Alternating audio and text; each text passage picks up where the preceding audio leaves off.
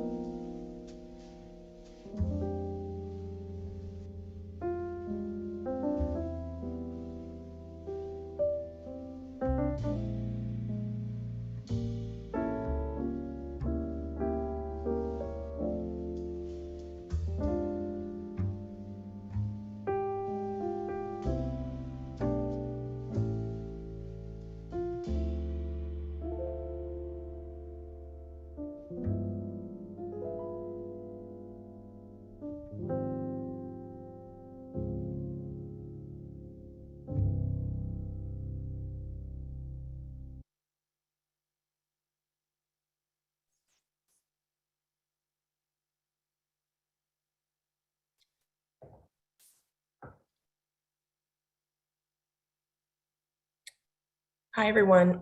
Thanks for joining us today. As I mentioned, go ahead and drop your name in the chat box and the organization you represent. We are really hoping this event is not only to deliver useful information, but also to offer an opportunity of cross-pollination and seeing who else is here. You could help make a new connection.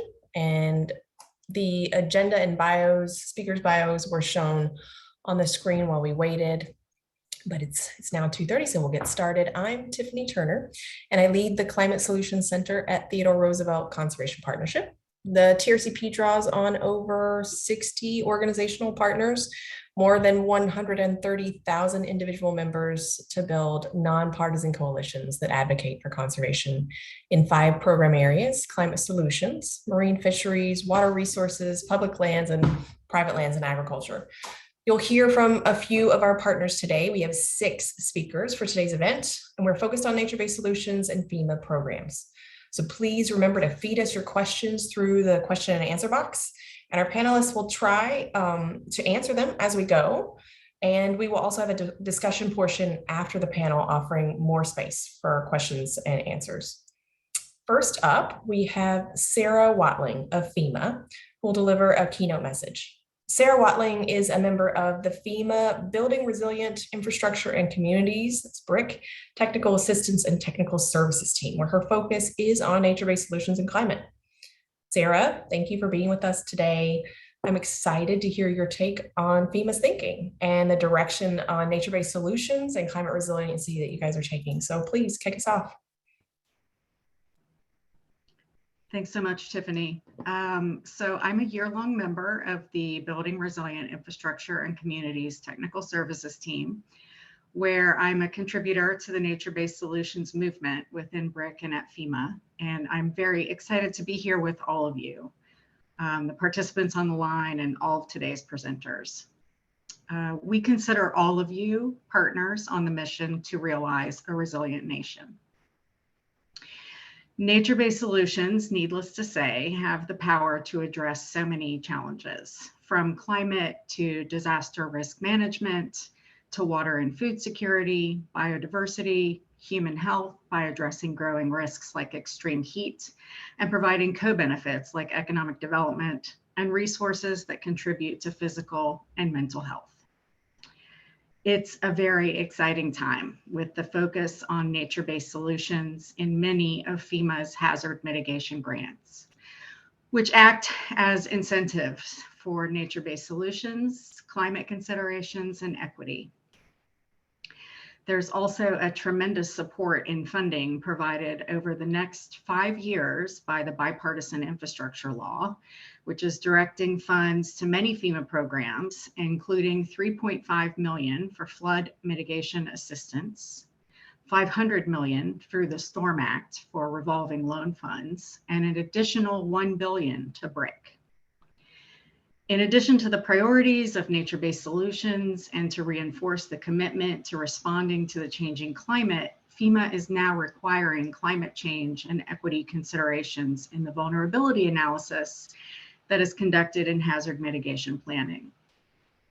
This is so important since these plans lay out and guide decisions, investments, and actions to reduce risk, and of course, contribute to sub-application selections.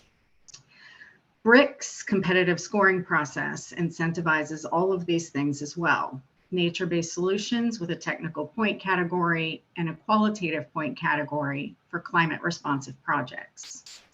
Between our first year, fiscal year 20, and our second, fiscal year 21, the points for this criterion trended upwards, increasing from 15 to 20.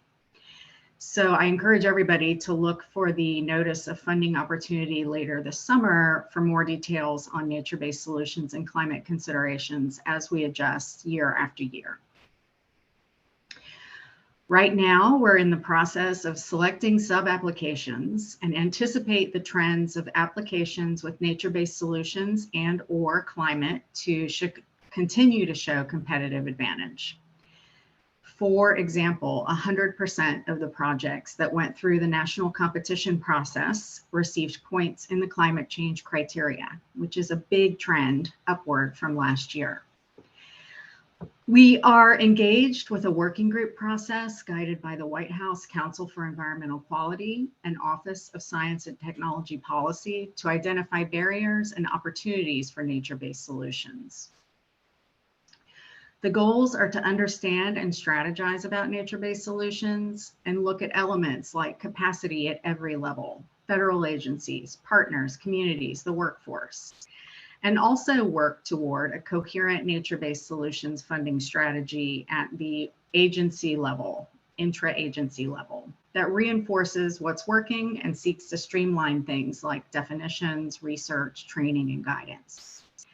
A major need that is underway, but where targeted support from practitioners like many of you is important, is demonstration and socialization of risk reduction capacity, and apples to apples work between traditional gray infrastructure stats like cost, lifespan, and effectiveness with nature-based solutions counterparts.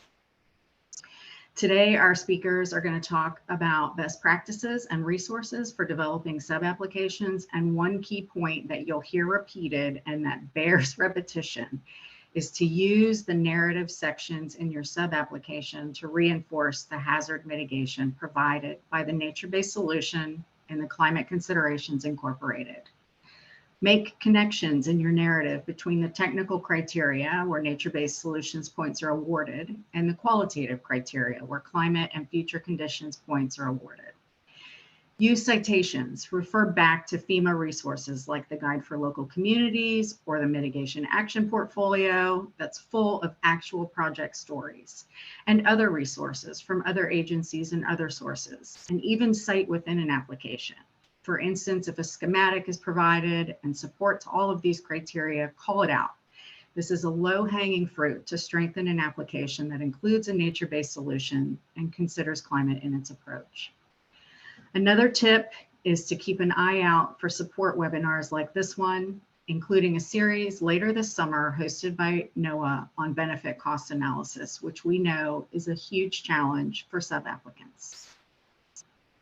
I'll be around for almost all of today's sessions, and we'll put a few links to the resources I mentioned into the chat, including the Hazard Mitigation Webinar Series, FEMA's Hazard Mitigation Webinar Series that begins on August 4th. And I'll turn it now back to Tiffany, who will introduce the next speaker and kick off the day. Thank you so much.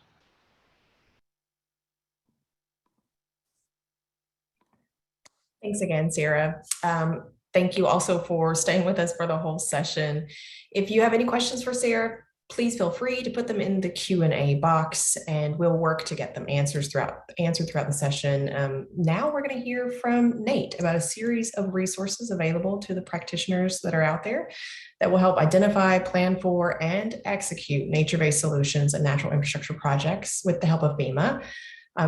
Sarah just put some information in the chat. Thank you for that, Sarah. So our next speaker is Nate Wildwood, and he is the Climate Adaptation Strategy Lead for the Nature Conservancy's Northeast Division. He works to create more resilient communities by employing nature and natural systems in managing climate impacts, in particular, flooding and drought. So Nate is going to speak a bit to the what and the why of nature-based solutions, as well as do a review of an online tool they've created that can help you decide which solution could work for your community. Nate will now share his screen, or it's already up, and go through the slides. Go ahead, Nate. Thank you very much, Tiffany, and thank you all for joining us today. So yeah, it falls to me to walk through sort of what we're talking about and why we're talking about today. Sarah touched on this, and many of you may know this, but nature-based solutions is a very broad category. And so next slide, please. And so you might hear quite a big universe of terms and terminology, from low impact development to the Army Corps' natural and nature-based features. Think of nature-based solutions as the big umbrella that encompasses all of these different things. And really what we want you to be thinking of when you think about this is the use of natural systems or natural processes to help address whatever the challenge is that your community is trying to address. Next slide. And what that challenge is and what you're trying to do can be any number of things. Today this is focused specifically on hazard mitigation and risk reduction, but the reason you might choose to invest in nature-based solutions can go well beyond just that simple addressing of an impact. Investment in nature-based solutions has been shown to produce healthier environments.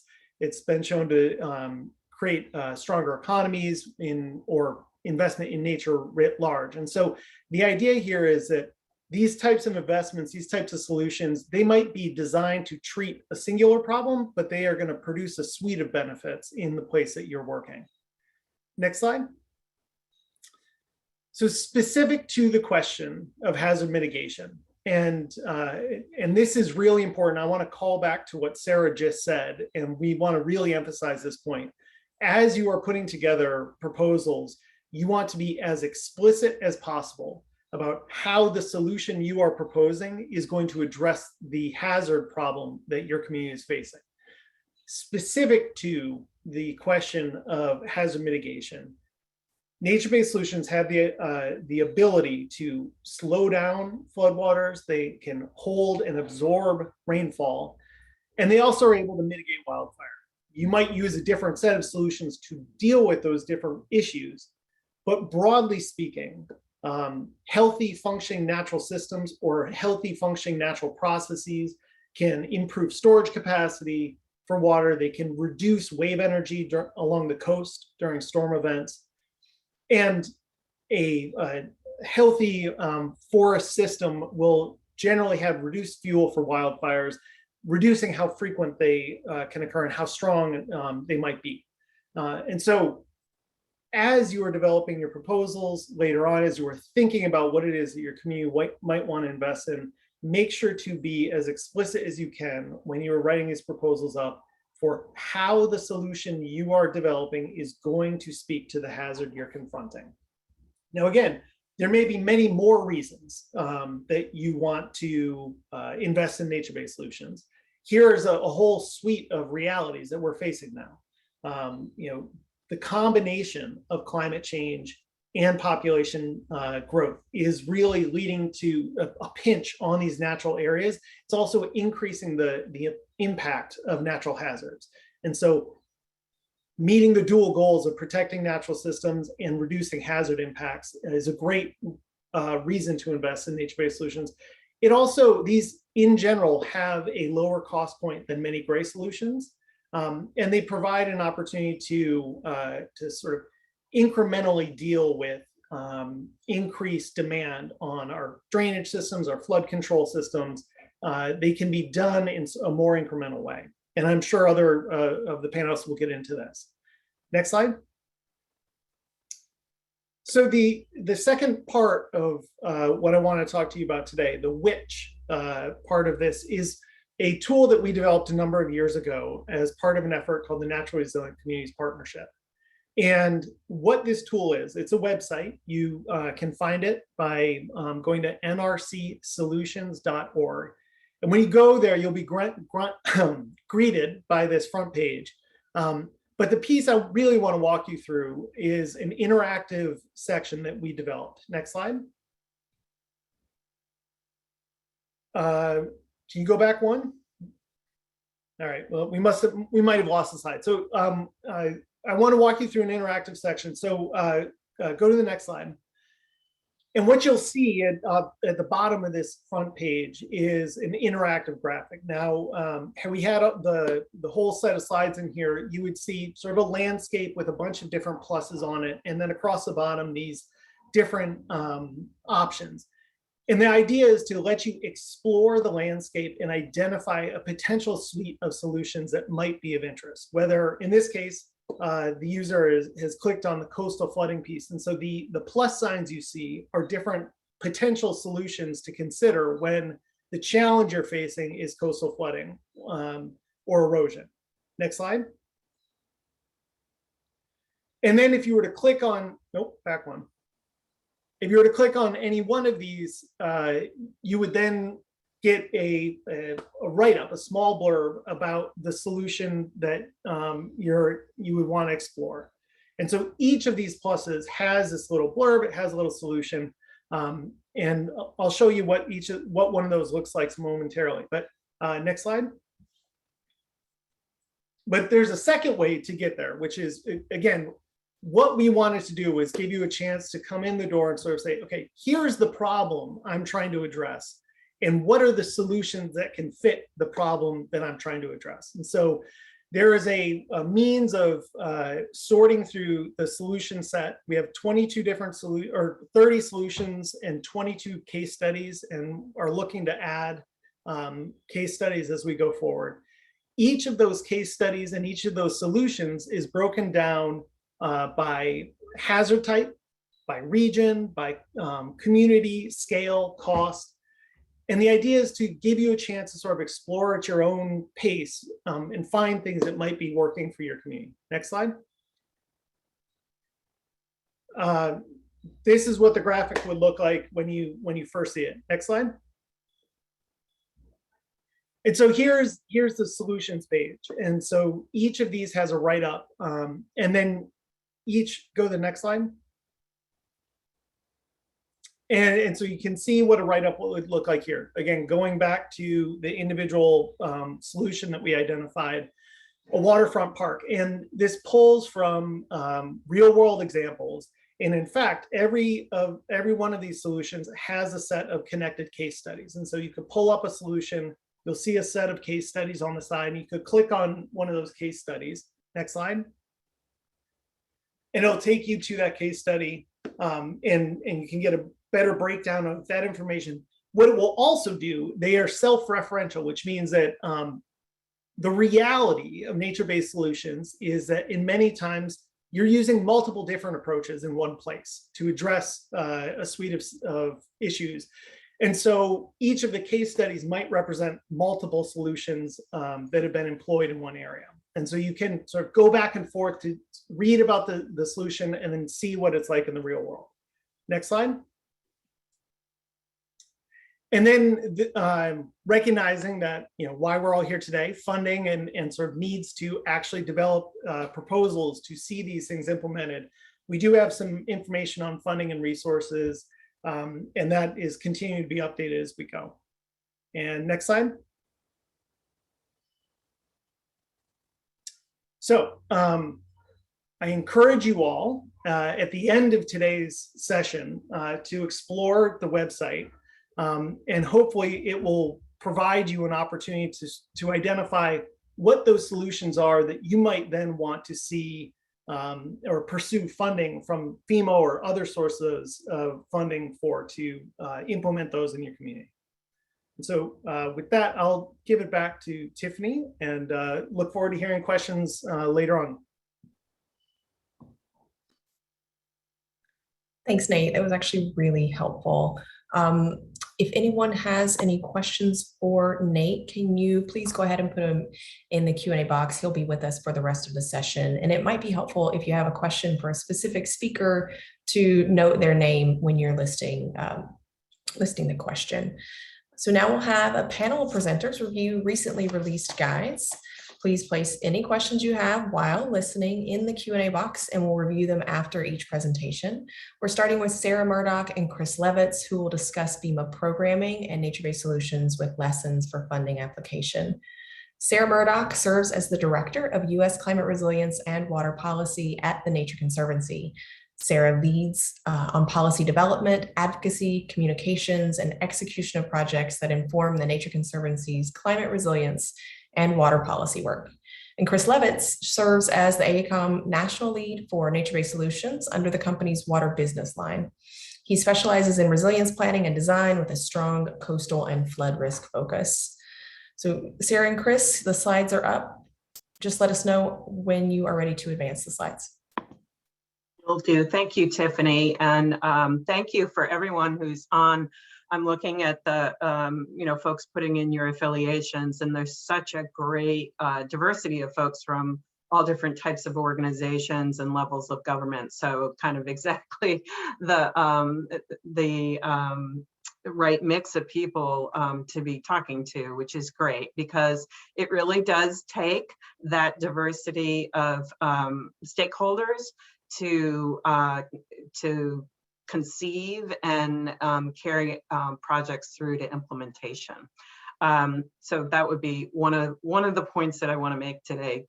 But what we wanted to do with the few minutes we have with you today is talk about a product that TNC commissioned AECOM to work with us to create. And this is a guidebook that you see the cover here, promoting nature-based hazard mitigation through FEMA mitigation grants. And there's a link here on the slide. I presume the slides will be shared, but the URL, it can be found on our Nature Conservancy website. If you go to nature.org/FEMA guide is the quick way to find it. So Chris Levitz, who will be doing the bulk of the presentation on the guidebook, and I just wanted to kick it off with a few remarks. First, starting with, why did we do this guide? What was the driving force? So BRIC had just kicked off, and we knew that FEMA, is promoting nature-based solutions, but especially in the world of, I would say, disaster risk reduction, emergency management, we recognize that there wasn't necessarily a high degree of awareness about what we're talking about when we talk about nature-based solutions and how they relate to disaster risk reduction.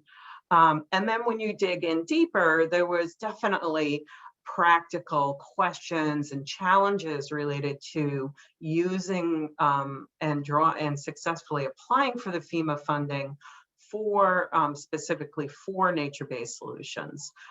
So we really set out to create a practical guide that's meant to be kind of a how-to instructions to help support people who are trying to navigate successfully securing FEMA grants for nature-based solutions. So the guide is for BRIC, the Building Resilient Infrastructure for Communities, Hazard Mitigation Grant Program, Flood Mitigation Assistance.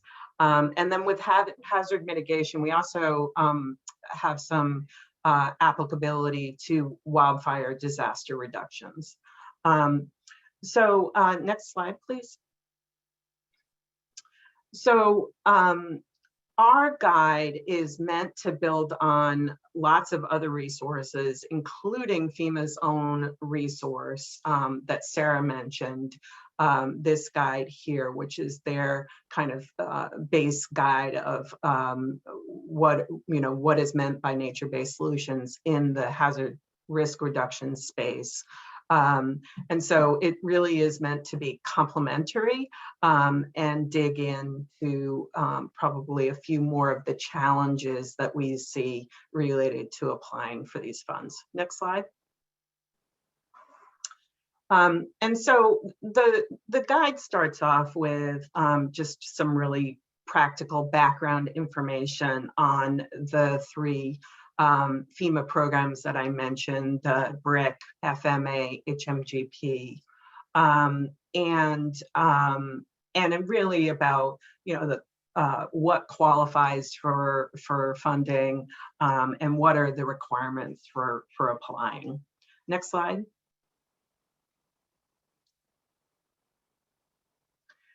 And then the guide also includes helpful information on FEMA's changing approaches to hazard mitigation and the trends to be aware of.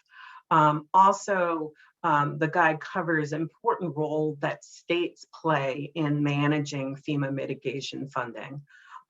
It's important to really understand the funding process and how the funding flows from FEMA through regions to the states and ultimately to project applicants. And one of the takeaways that we hope people get from this is really understanding who are some of the key players and key relationships that are important to understand and get to know as you're trying to access this funding. So I just wanted to start off with those brief remarks, and I'm going to turn it over to Chris now to share some more detail about this guide. All right, thank you, Sarah. Yeah, so I'm going to walk through some of the other concepts that we try to translate through this guide with the Nature Conservancy, and really kind of fundamentally that it's there to help you walk through these steps that you need to plan for nature-based solutions when it comes to hazard mitigation. It's been mentioned multiple times already, you know, tying the fact that you're looking to mitigate hazards into the process from the beginning is really critical.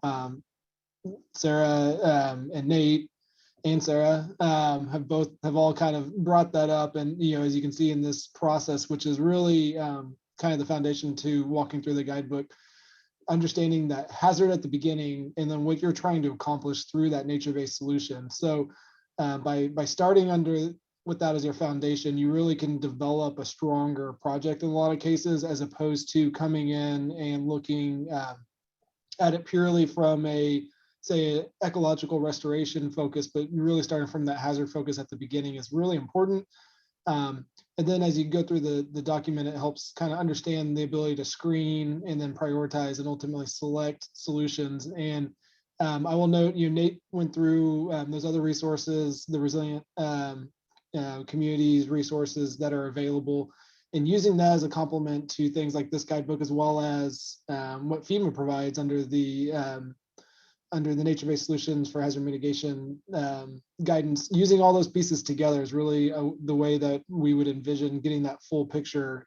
You know, looking at the different solutions through the Nature Conservancy's online resources, and then putting those pieces together with how that interacts with the hazard mitigation and FEMA process is really what we're looking at here. So if you go to the next slide, but ultimately what we always come down to, I feel like when it comes to hazard mitigation assistance funding, and one of the biggest challenges that we tend to hear from a lot of stakeholders is, you know, that benefit cost analysis, and how do you overcome that? And I'm not here to say there's a magic solution in every case, but really understanding the project and connecting it with those hazards is important. Also, FEMA, as they've evolved some of their programs, especially with BRIC, you know, continuing to make the opportunity to capture benefits more friendly to nature-based solution projects is a big part of this process going forward, removing some of the stipulations that used to exist about, you know, minimum benefit cost ratios before you could even look at these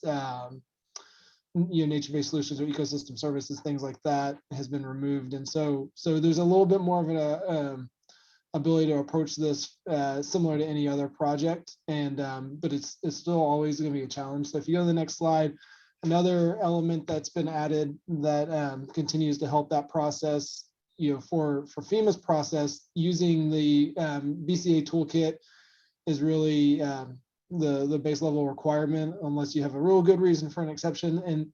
And under that, there's a lot of pre-calculated benefits. And you can see here, this is a table that lists 5 different types of ecosystem services: green open space, riparian, forest, wetland, and marine estuary, and then what types of ecosystem services have been pre-calculated for those.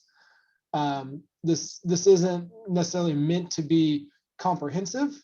Certainly, there's opportunities to develop and get information and provide technical insights on other ecosystem services or valuations that you may have.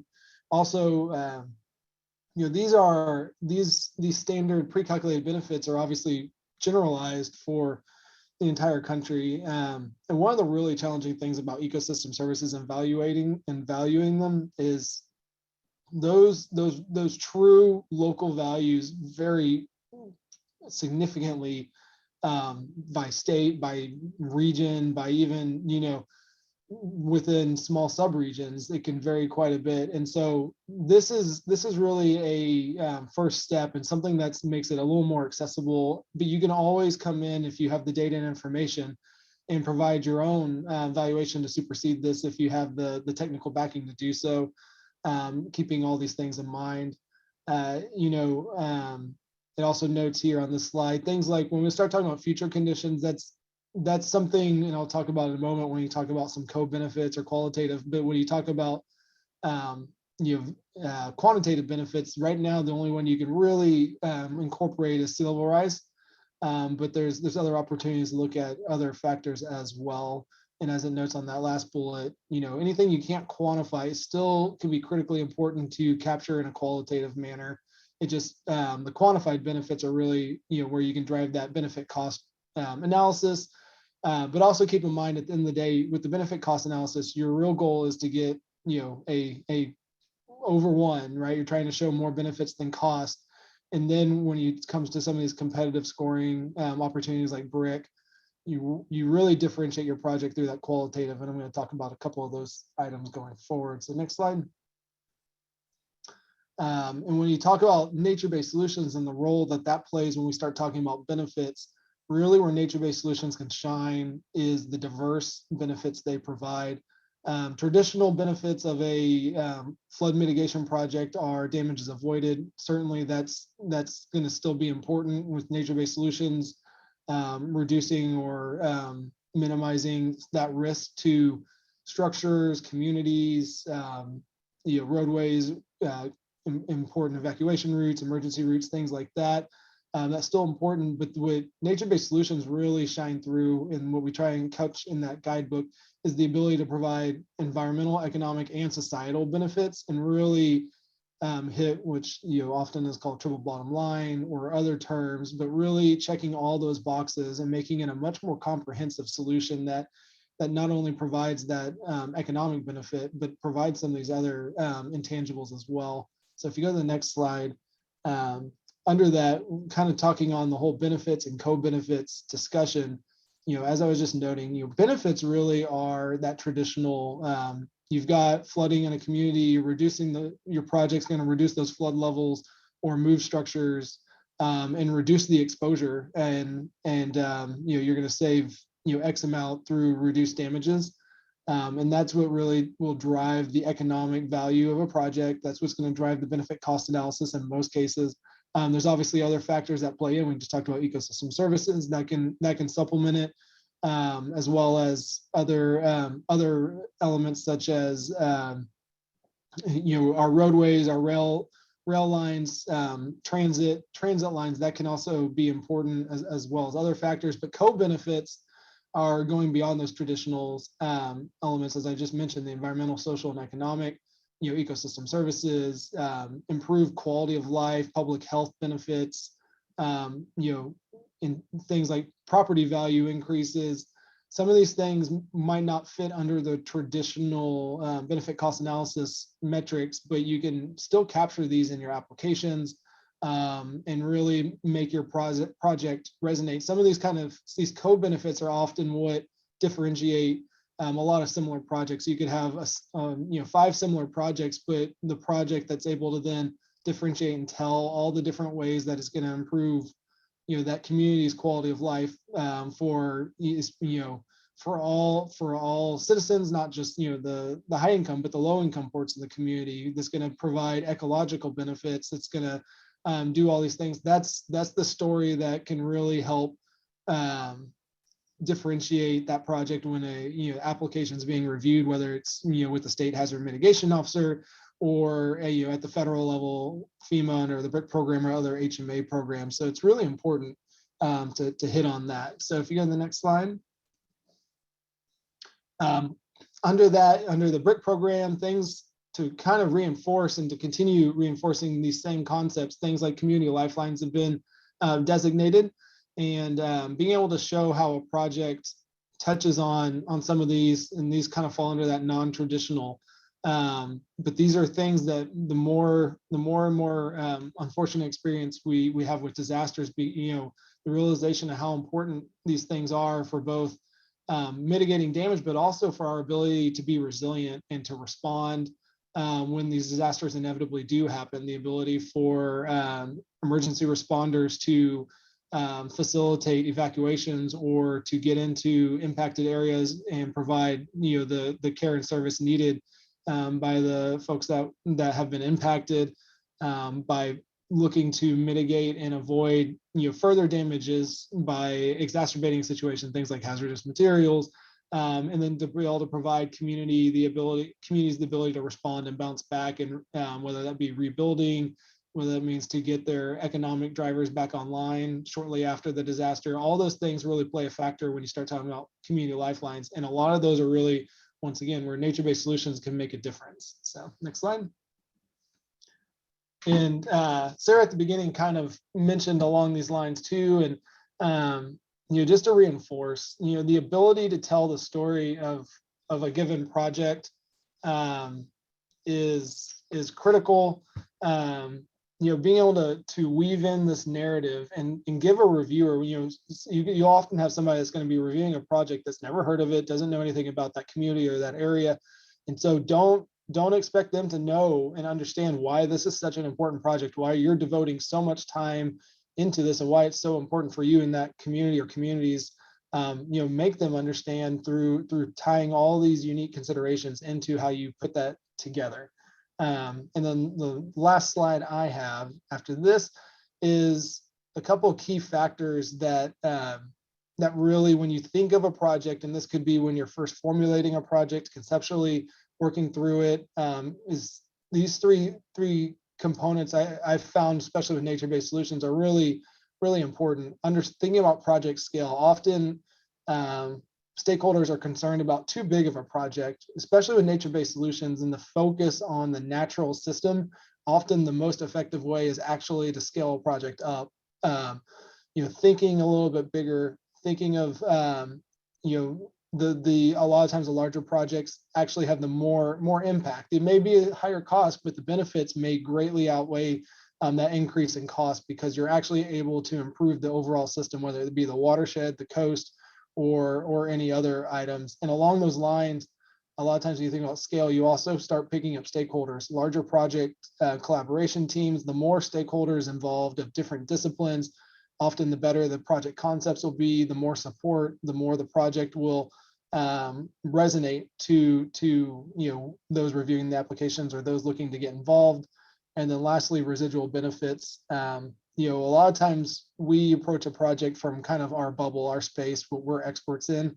What we really want to be able to do is understand all the different ways a project may benefit. You may have an economist, a sustainable economist that looks at it one way, you have an engineer that looks at it a different way, and then a community planner, a scientist. Everybody views it through different lights and sees the different benefits. And what you want to be able to do is bring all those together, develop the project that's going to check the most boxes, and capture that in how you present it. And so with that, that's what we're trying to communicate through that guidebook, and kind of give more information and insights on how to actually execute these concepts, and really put us on a path to get more nature-based solution projects funded through the FEMA hazard mitigation assistance programs, especially programs like BRIC. So with that, I'm going to hand it back to Tiffany.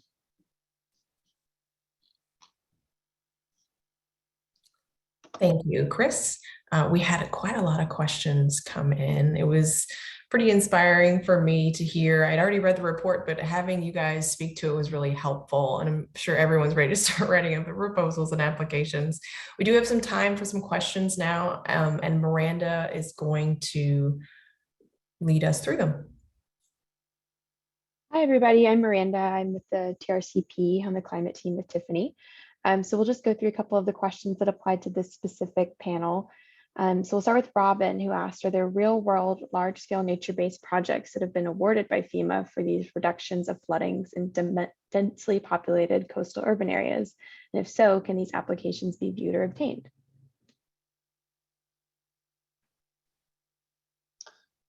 I'll start. Actually, I feel like our next panel will probably have even more insights on that. And I don't know if Sarah Watling, if you want to speak up, but there definitely have been some projects across the country, especially on the east and the west coast, that really checked a lot of those boxes and brought in urban areas. I think there's been in California and the upper Atlantic as well. So I don't know if anybody on the other panelists wants to speak on anything specific.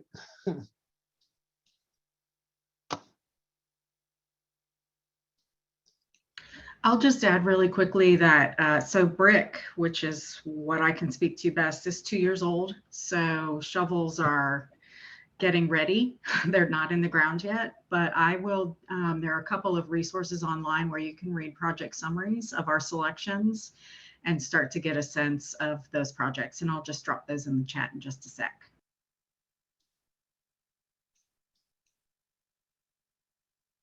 And this is Doug. Go ahead, I Doug. was just going to add, I was just going to add real quickly. I know there was a project in Menlo Park that was down selected in California that was coastal and flooding related. So that may be a good example, but flooding, I will say, and I'll bring this up in the remarks in the next presentation, flood risk mitigation was a big topic of a lot of the selections. But not all of them were coastal, and so there's a variety of different flood projects. And so just one additional thing to add, and I think it's important for you all to keep this in mind. When we start talking about large scale, Chris talked about the importance of sort of expanding the footprint of your project proposal to expand the suite of benefits, but most of the successful projects that are out there that are at a big scale are getting funding from a whole suite of funding pots. That it isn't just a single, brick proposal that's going to do it all or something like that. So there are projects that FEMA funding was used for potentially for like buyouts as part of a proposal, but then there was other funding that came in to do other parts of it. That's why it's a little hard to answer this question directly, Robin. But there are case studies in the various guides. We encourage you to look at that and also to sort of think broadly as to how you might get your hands on enough money to fund the different pieces from different sources for your various projects. And this is Kathleen with EDF. I might just piggyback on what Doug was saying. And thanks to Sarah for dropping in the chat the link that I was actually going to drop myself. So if you scroll down and just click on round 1 selections, it takes you to, obviously all the applications, the projects. There's no link to actually, get detailed, but you can at least see, the flood mitigation projects. It's all listed by state. And so if you haven't yet looked at that, I would encourage you to start there. Great, thank you, everybody. Our next question is from Dennis, who said, have you used the ecosystem service module in the v6.0 version of the FEMA BCA toolkit and reviewed the standard values published in the methodology report published by FEMA? And I briefly mentioned on that one slide, it talked a little bit about this, and I think he had posted the question before that slide. So hopefully some of his question was answered there. But yeah, so the ecosystem services, in the actual values, I'm certain, a lot of stakeholders will look at it and feel differently, but as noted, I'm sure that's kind of a situation where you're almost in a no-win. On the FEMA side, to some extent, you want to be able to publish something so folks can actually start to get those values. But no matter what you do, it's probably going to undervalue it in certain situations, which and I think that's where I would point to, especially in those areas or locations where you have known information or data or studies have been done. I would certainly look to highlight and either supersede or support that through some qualitative additional notes based on what you can find. But the numbers are sound, and there's certainly a lot of references to where they came from. The hard part is finding ecosystem services that can be approached at a regional and national level, and so I think it's a good starting point for that process for sure. But it's not going to be the answer to every scenario. So that was my take on it. I don't know if anybody else has anything. Just really quickly preview that we're expanding the list of offerings. I think it's right now 6. And I think this month the report's going to come out and it will be expanded to, I think, 10 or a dozen. So there'll be more to come in that space. But yeah, agree with everything you said, Chris. Thanks. Awesome. Okay, one last question before we move on, and we'll be sure to hit the rest at the end. So Famida asked, how can we address equity in NBS?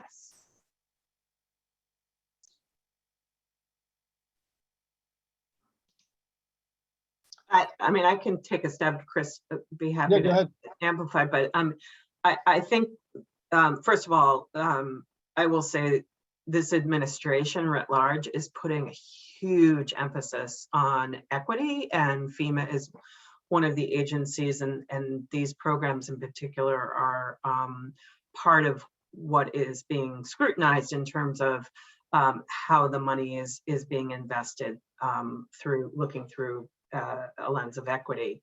And there's challenges there. I mean, there's definitely historic information that kind of demonstrates that perhaps it wasn't so equitable where all the money is ending up. I would say any application should address issues of equity and include as much information as possible that talks about how projects are addressing equity. And that would be something that's really important as part of any application. And I'm sure the NOFO calls that out and requires that as well. Yeah, and all I was going to add on was, that's another area when nature-based solutions are applied. I don't want to say correctly, but applied in the most comprehensive way. Equity is a big advantage to nature-based solutions, because traditional engineering, you really have a targeted area, and a lot of times because traditional engineering is based off of almost entirely damages or avoided, they're going to almost always be an engineered solution targeted towards higher income communities, because that's what justifies the benefit cost analysis the highest. Whereas a nature-based solution, because we're looking at a system, you can really hopefully provide solutions that don't benefit a single area, but benefit a wider area. And additionally, because of nature-based solutions, a lot of times it's floodplain restoration, looking at things throughout the watershed. Oftentimes you can use some of that less valuable space to do more beneficial things. And so it provides even more opportunity to work in some of those lower income communities, more disadvantaged communities, more directly in some cases. And so there's a lot of opportunity to package nature-based solutions and equitable solutions together. And like Sarah said, there's a lot of opportunity then for funding, and as Nate mentioned, not just under HMA, but other funding streams as well. And so I think there's a lot of opportunity to put together that kind of a comprehensive viewpoint on that intersection of those two real hot topics and check both boxes effectively, which is a great opportunity for even more funding and even more, like I said, comprehensive projects. So it's a really good point, though. Actually, I'm going to put you on the spot and ask one more quick question from Anonymous. Does a nature-based solution funded by the FEMA HMA program have to have a primary focus on hazard mitigation? Yes, it does. I love it when there's a simple answer. Yes, it does. Thank you. Thank you, Miranda, and thank you everyone for your questions. I think we're going to continue to build the Q&A and then make sure that we get everything answered. Panelists, if you can take a look in the Q&A as well and see if there's anything that you can answer live and type it in there, that'd be helpful too. So next we have Kathleen Berthelot and Doug Belma, who will review their recent publication focused on BRIC funding. So some of those BRIC questions would be really great place for Kathleen and Doug. Have any questions, put them in the Q&A box and we'll review them after the presentation. So Kathleen is the Director of Federal Affairs at Environmental Defense Fund and a member of the Executive Committee for Restore the Mississippi River Delta. It's a coalition of 5 organizations working together to advance an equitable, safer, and flourishing coast for Louisiana's communities, ecosystems, and economy. And Doug is the Vice President in the Water Business Line at AECOM, focusing on the area of flood risk management and resilience. Previously, Doug served as a Senior Technical Advisor for Flood Risk Management at the U.S. Army Corps of Engineers Institute for Water Resources, working in the areas of dam and levee safety, the National Flood Risk Management Program, coastal flood risk management efforts, and floodplain management services. Kathleen and Doug, take it away. And let us know when you want to go to the next slide.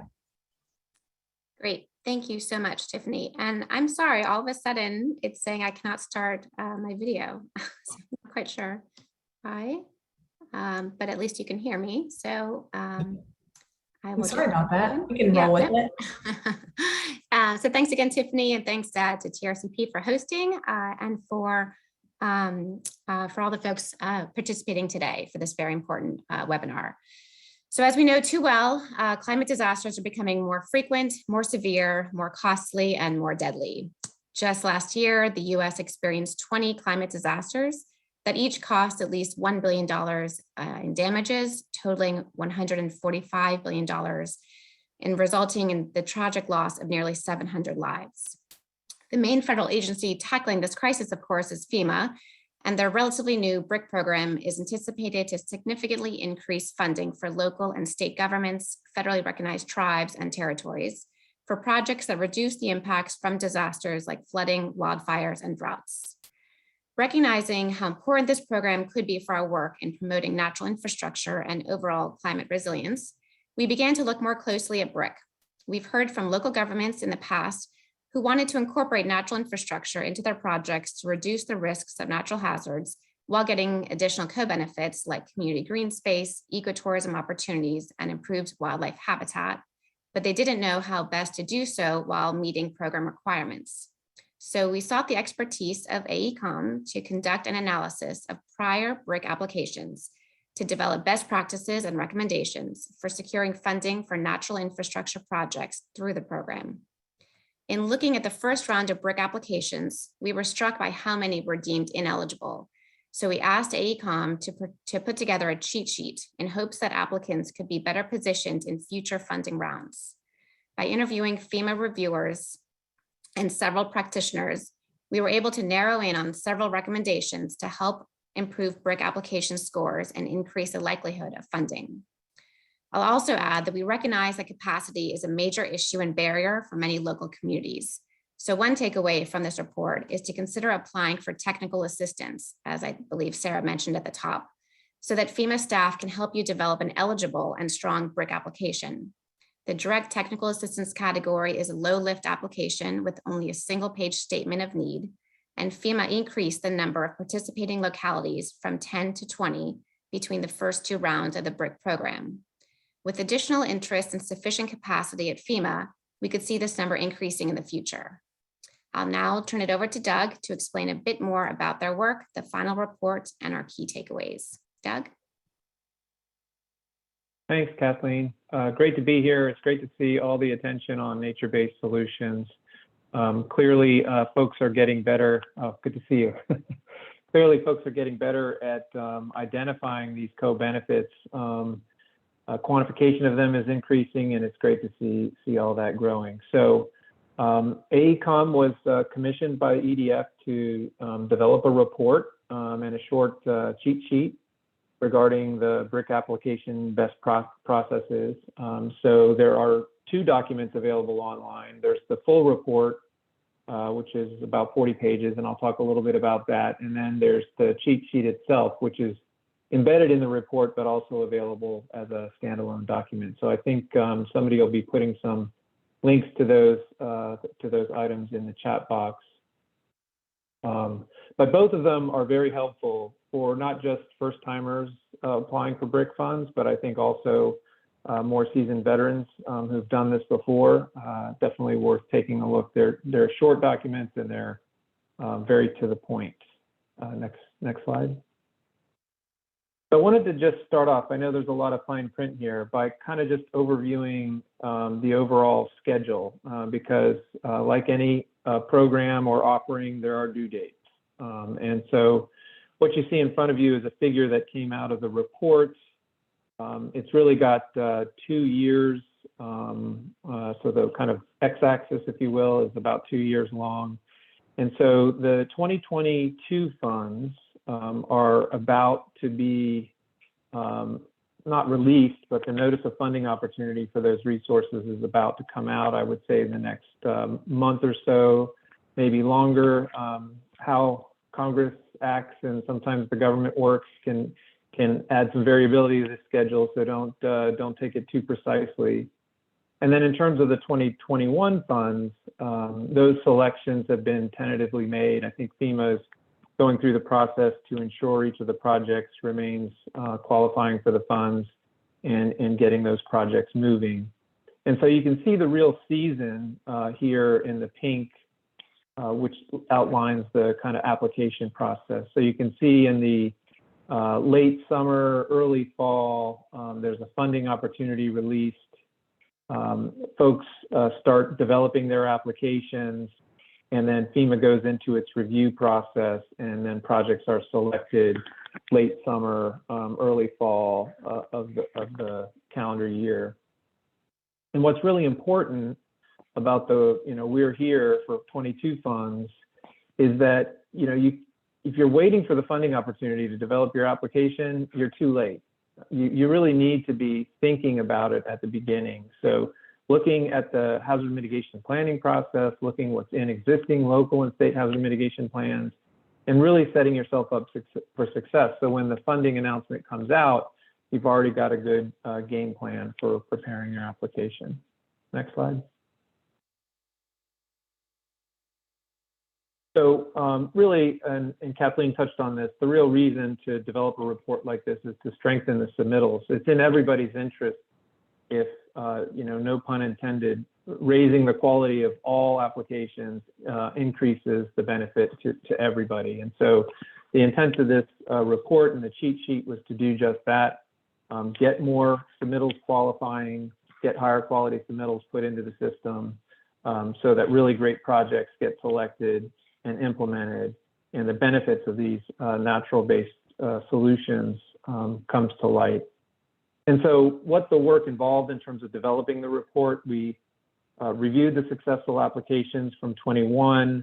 We interviewed applicants along with experts such as city officials, folks in the private sector, consultants who were assisting applicants, FEMA, NOAA, and the Corps.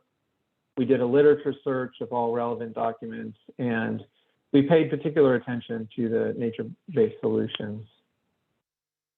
Next slide. So this is just a quick table of contents. I know the print's kind of small, but if this again is not a super long document. There are some appendices that get into details, but essentially there's an overview of the program that's about 2 pages. There are some specific takeaways from the interviews and the literature search. That's only about 3 pages. And then there's this 4-page cheat sheet, which again, as I mentioned earlier, is really very direct and to the point in terms of best practices.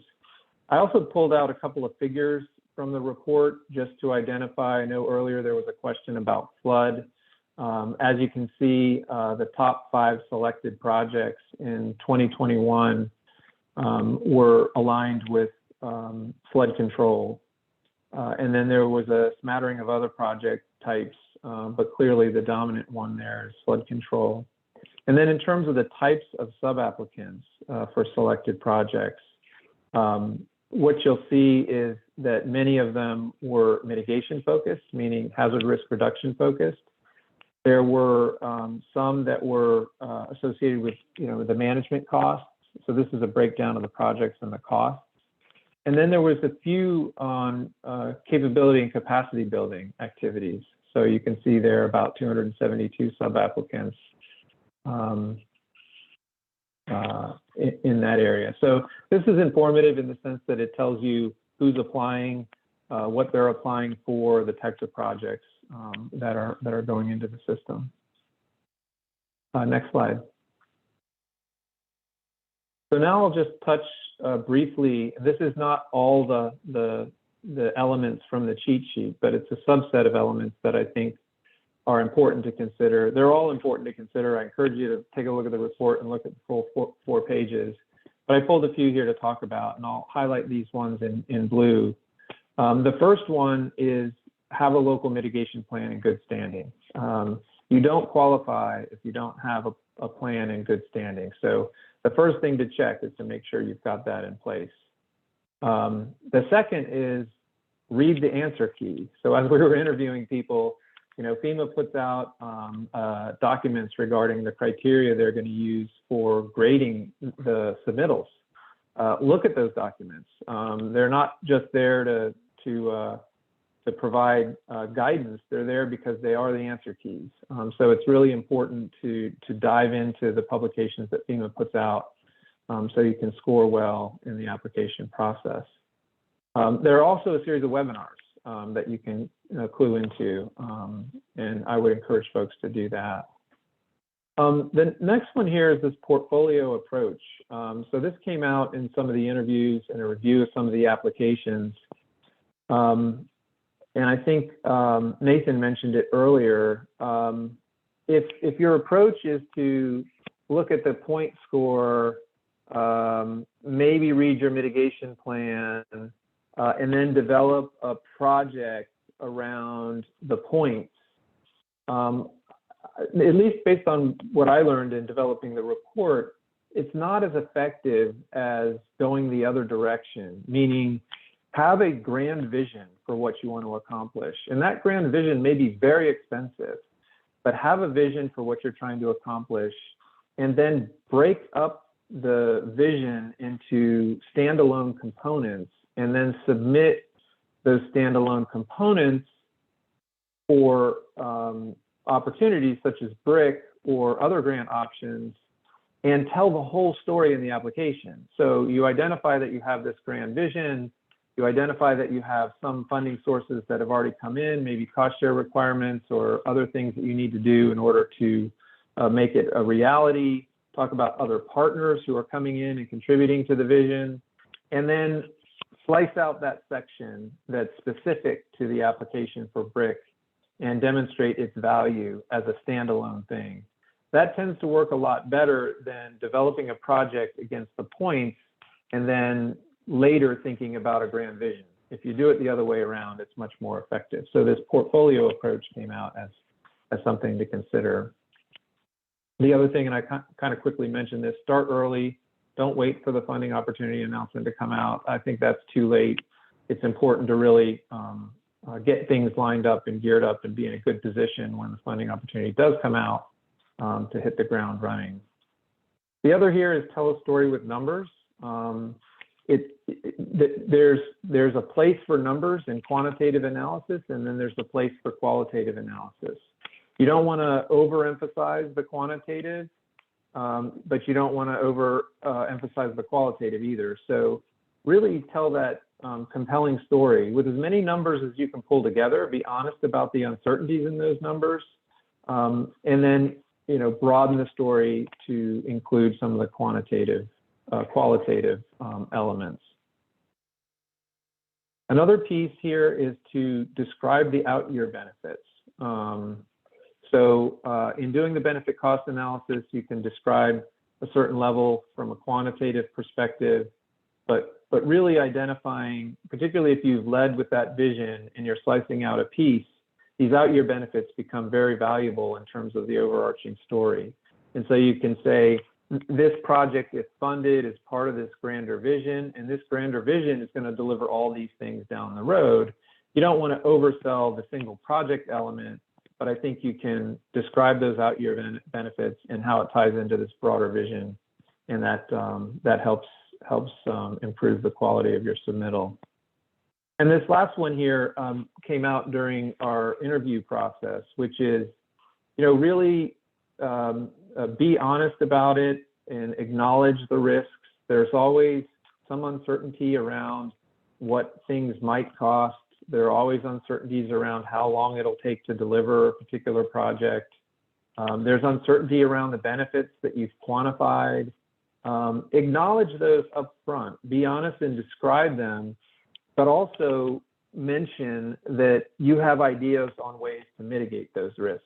So if you identify a schedule risk as an example, say we've got mechanisms in place to identify that risk early and to prevent it from occurring. And if it does occur, we're going to do these things. And that just, I think, adds a whole level of sophistication to the submittal that I think the reviewers appreciate. Next slide. I know I'm a little over time here real quick, but just a little bit about moving forward. As Kathleen mentioned, I do think there's optimism, maybe cautious optimism, that BRIC funding increases. It has gone up over the first 2 years. There is no budget announced yet for FY22. As everybody knows, it's a function of prior year disasters, so those numbers will come out when folks are ready to share them. It is competitive. There's been an oversubscription of applications. And so the report that EDF funded can help guide you through that process. There are opportunities in the BRIC program to increase equity. And so Kathleen mentioned this, avail yourselves to the direct technical assistance offering that FEMA has. For the 6 BRIC qualitative criteria reflect sub-applications to speak about how they're benefiting disadvantaged communities. There's a big push from the executive branch to do this. And then really just get ready for the notice of funding opportunity to be released in the next month, maybe longer. Start creating those partnerships, review your mitigation plan, and identify projects that you think have a good, strong win potential for the BRIC program. So with that, I will turn it back to Tiffany and Miranda for questions. Thanks, Kathleen and Doug. It's such a great resource. And with the significant increase to BRIC funding from the bipartisan infrastructure law, these learnings are very timely. We do have some time for questions now. If you haven't already, drop some in the Q&A box. But I was going to be a little selfish and ask you my own. What is the single most important thing to keep in mind when applying for BRIC grant with nature-based solutions features? Yep, I can take that one, Tiffany. I would say, I think actually Sarah mentioned this as part of maybe an answer to an earlier question, but honestly, you need to have the approved local hazard mitigation plan in order to be eligible. So just making sure that your application is eligible, you need to really have that plan in place. And then from there, just making it clear, as Doug just mentioned in an earlier slide, that how the feature, the nature-based feature, reduces natural hazard risks, both quantitatively and qualitatively. I think that those two key things would help. Thanks, Kathleen. It's great to see your video working. We'll go ahead and let Miranda guide us through what's in the Q&A. Great. So I'll start with our first question is from Anonymous. For EDF, what's the single most important thing to keep in mind when applying for a BRIC grant with NBS features? I think I just asked something really similar to that, Miranda. That was really good thinking in this audience. How about the ones on metrics in the Q&A? Yeah, so Robin asked, what are the metrics used to rank FMA or FEMA applications?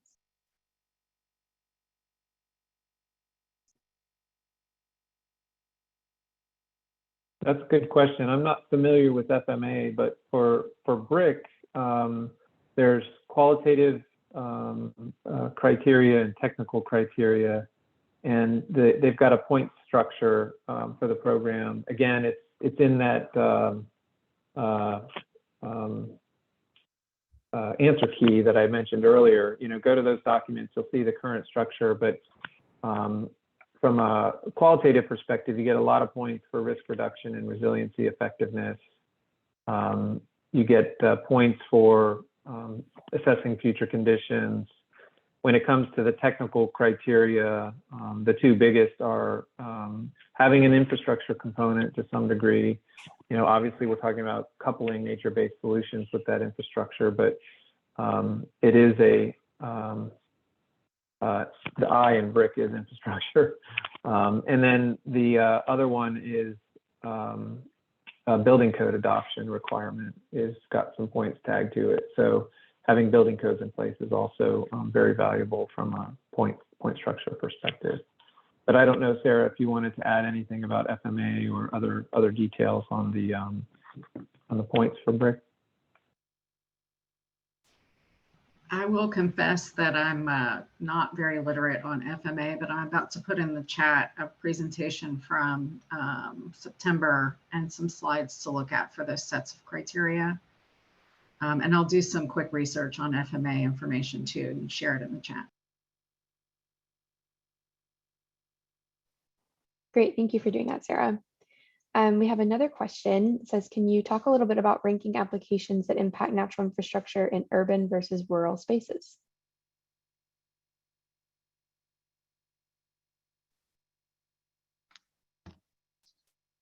I'll jump in. Everybody, somebody else can chime in as well. I think inherently, at the end of the day, and Doug just kind of mentioned the infrastructure part of these programs and the hazard mitigation portions of it. It is inherently, in a lot of cases based, whether it be the benefit cost analysis or even the qualitative benefits, and a lot, depending on how rural you're getting, there's less infrastructure, there's less risk and has, or there's less hazards to developed areas. And so it's inherently more challenging to, as you get more rural, in a lot of cases, to have a project that checks some of those quantifiable boxes like other more urban projects. I think as you get more rural, to have an opportunity to stand out as a project and to gain funding, I think it becomes even more important to think of that scale and the multiple stakeholders and to really partner and develop a regional project as opposed to a real focused localized project, because that's the one way that you could potentially overcome some of those challenges depending on what you're trying to employ. So that's just my take. Yeah, and I guess I would add to that a little bit. As I mentioned earlier, sort of having that grander vision allows you to, particularly in an urban setting, if you expect damage and redamage and more damage in a series of disaster cycles, if there's a lot of, HMGP is a fabulous post-disaster program. Some say it comes too late, but it at least comes before the next disaster. And so, leveraging all the different funding sources and having that grander vision in an urban area, it's really difficult to create open space in a pre-disaster environment.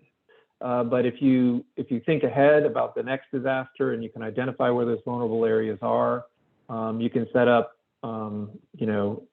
grease the skids a little bit on maybe creating some open space post-disaster because of the routine flooding. People that live there may be tired of rebuilding all the time. And so I think there's some opportunities, but I will say the challenge in the urban environment is very different than the challenges you'll have in the rural areas of the country. And it's important to pay close attention to those unique differences.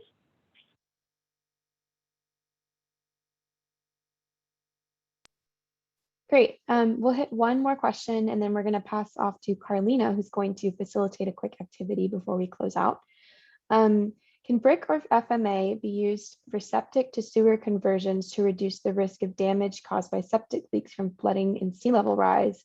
And to that end, how does BRIC handle projects when it's privately owned in a small area?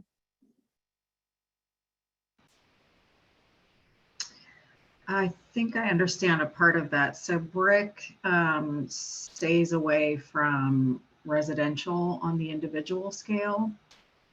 But I think in a collective sense, the rest of the question, that could be an applicable project type, but for a municipal scale, if I understood the question right. Yeah, and it seemed like one of the other audience members was also saying some states get really complicated, like Virginia, where there's multiple landowners in one very small area. Any thoughts on how that could be handled? I'd have to understand more about it for sure. I'm not quite positive I'm clear on the question there. Sorry about that. Tiffany, are you just referring to any project that involves places where their parcels are smaller and lots of individual private owners might be involved? That is what the question seemed to imply. Yeah, I mean, that gets back to, all of this is a process, and it starts with a hazard mitigation plan. And when a hazard mitigation plan is done right, it includes all of the citizens in a community. It's open to participation in that, in terms of planning and envisioning what investments could lead to risk reduction. I live in a community where I got noticed and was asked to provide input on that plan. So there's opportunities for that, and that brings in those individual property owners. And then when you get to the point of perhaps executing a project, there's lots of communication that needs to happen to make sure that folks are bought in and informed. It certainly is more complicated, but it's not undoable. Yeah, thank you for that, Sarah. Lewis, the person who made the comment and the questions also threw in the chat that specifically for Virginia, 99% of the shoreline is privately owned. How could BRIC even work? But it feels like you covered that with the individual owner comment period. Yeah, and I will say, what I know about the flood mitigation assistance program is that is actually a little bit more geared towards individual properties, because it's a program that's run through the National Flood Insurance Program and under that umbrella. And so the history and inception of that program was and is still really focused on, first of all, it's only flood focused, and second of all, it is focused on individual properties. And particular, they try to emphasize and prioritize repetitive damage properties. So that program might be more suited to what this person is thinking about. Thanks, Sarah. And thanks to the audience for all the thoughtful questions. We're going to move to the last portion of today's webinar. So if you have any other questions, put them in the Q&A box and we'll try to get them answered there if we can. We don't have much time, but we're going to use this amount of time to listen to you, the experts in the audience. Carlina, if you could pull up the Jamboard. We've listened to the experts in the field, and you, the audience, is filled with regional, state, and local experts. And just with this little bit of time left, we'd like to be a little interactive with you and have the audience give us insight into what has and hasn't worked for you in this space. We dropped a link into the chat, I think, or Carlina is about to. Sorry, I've got my Q&A up, not my chat. Yep, she dropped a link into the chat. So all you gotta do is click that link, you stay here, but the Google Jamboard, you can hear everything we're saying, and the Google Jamboard allows you to participate while also being in the Zoom. So it takes no new technology from you, and it's actually super easy for anyone who's ever used a Post-it note before and or a link. So click the link, you'll be there and listening to us, and we'll be able to plop our answers in there. So thank you for someone writing a little test. So we were going to ask you, the audience members, please, if you can use, once you click the link, the little Post-it note symbol over to the left in the ribbon. You click on it and you place it right onto the Jamboard. That's what Google calls it. And answer the question, what were the most successful elements of the project to enable it to receive FEMA funding. That's for those of you who have been successful and gotten FEMA funding. And for those of you that are still working on these things or have actually succeeded in getting a project done, what factors besides funding do you think were the most important in being able to implement the project?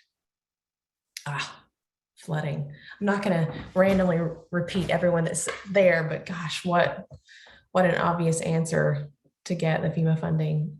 I'm going to give you guys some time to put some in there, and then we'll move to the next one.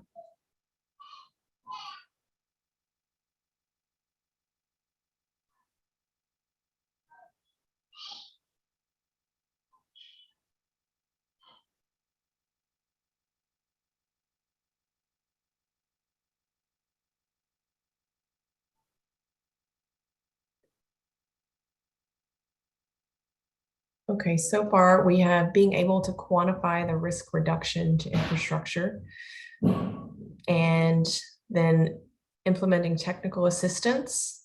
Yeah, being able to do that. And I feel like some, maybe Carlina, if you can make sure they're not stacked, that'd be helpful. Thank you. We've got talented grant writers, experienced grant writers, cost benefit analysis, of course, recorded information about past flooding from previous events, layers of co-benefits for the community through risk reduction design elements. I love that one for sure. The layers of co-benefits are so clearly there for nature-based solutions. It's being able to communicate those for through risk reduction. That should be able to be key. Anything else from anyone? Thank you for everyone who's doing this. I appreciate you putting things in. It's actually helping us, helping our panelists and speakers to better do their jobs to get this information out to people. And hopefully better helping anyone from FEMA who is able to see this.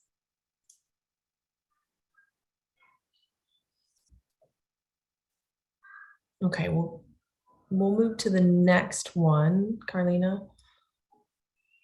The third question is,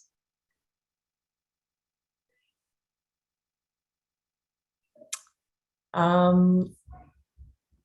am not on the Jamboard. So let's see, what would you need to be more successful?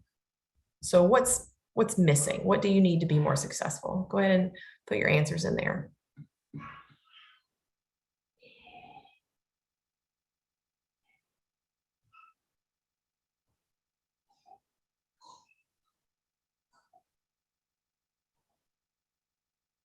And this one was actually a question that all of them were from our panelists. Doug provided this question thinking there's so many things out there that we need. Clearly funding, capacity, we all know that. It's a common one what we've heard when we're thinking about bipartisan infrastructure law and new funding, but the capacity to get it done. What else is out there? You never know, if you might put something in, someone sees it, and we figure out how to get it out there.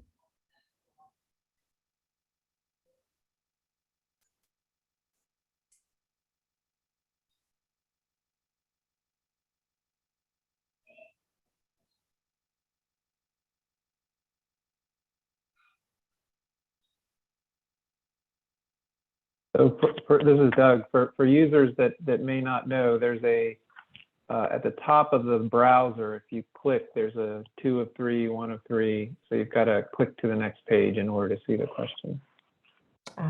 Yes.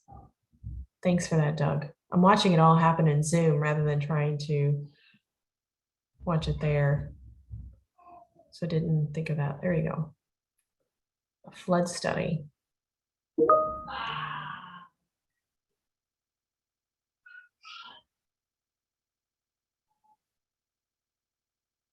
Partner cooperation, federal, state, local tribes.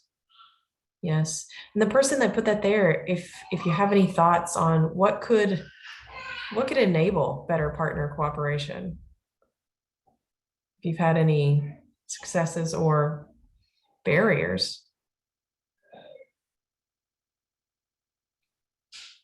sample successful past applications. I feel like somebody mentioned that something similar to that. One of the panelists, was it Sarah Watling or Sarah Murdoch, about, or even Kathleen, having FEMA has a website where they show previous applications. Bronze, I think somebody mentioned.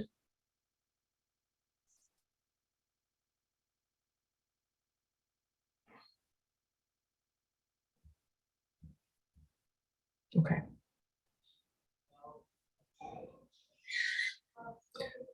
Stakeholder engagement. You know what? This was a really good one. Perhaps in addition to a sample, an example of what not to do. We might be able to think through how we could create something like that.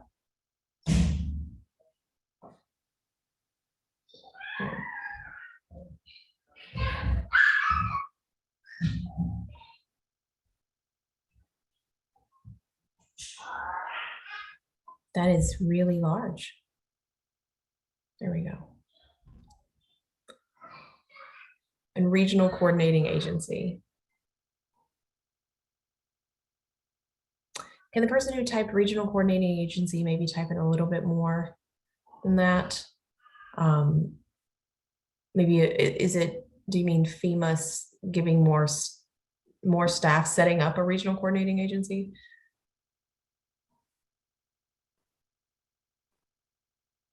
Sarah, Tiffany, this is Sarah. I know that in my area, there are specific municipal regional planning entities, and they can be really helpful in doing vulnerability planning and facilitation of stakeholders. So yeah, that's what the person is adding. Technical assistance, pre-feasibility planning and scoping assistance. Perfect. Thank you, Sarah, and thank you for the contributor for giving a little bit more information.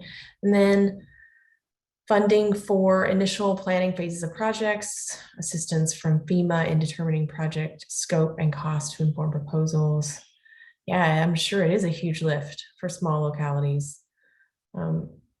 These are all great answers. What we're going to do with this information is share it not just with the participants here and who joined the call today, but also with our panelists. And we have many relationships with the agencies, and the intention is to be able to share not only the recording, but also the feedback that we've gotten today and see where we can take it from there. Thank you. And if there's not anything new on this one, and Carlina, if you can just go back to the one before and make sure I didn't miss anything there.